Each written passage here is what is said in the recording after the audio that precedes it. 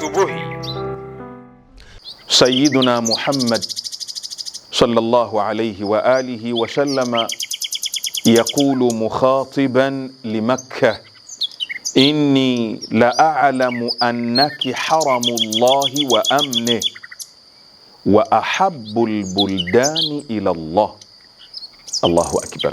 Sayyiduna Muhammad sallallahu alayhi wa alihi wa sallama anaisemesha Makka, anaihutubia Makka, anauambia mji wa Makka, mimi ninajua kwamba wewe mji wa Makka ni haramu ya Allah, ni haramu ya Mungu, ni mahala patakatifu pa Mungu, lakini ni mahala pa amani palipoteuliwa na Mungu.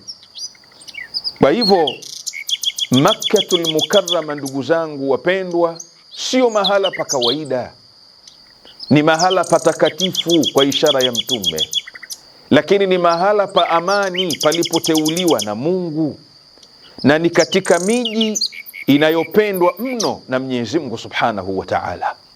Kama kuna mji Mungu anaupenda, basi Makka ni ahab. Mungu anaipenda zaidi Makka kuliko mji mwingine wowote. Kwa hivyo hongera kwa watu hawa ambao leo wako katika mji wa Makka wakitekeleza ibada hii kubwa na nguzo hii kubwa ya hija. Walhamdulillahi Rabbil alamin.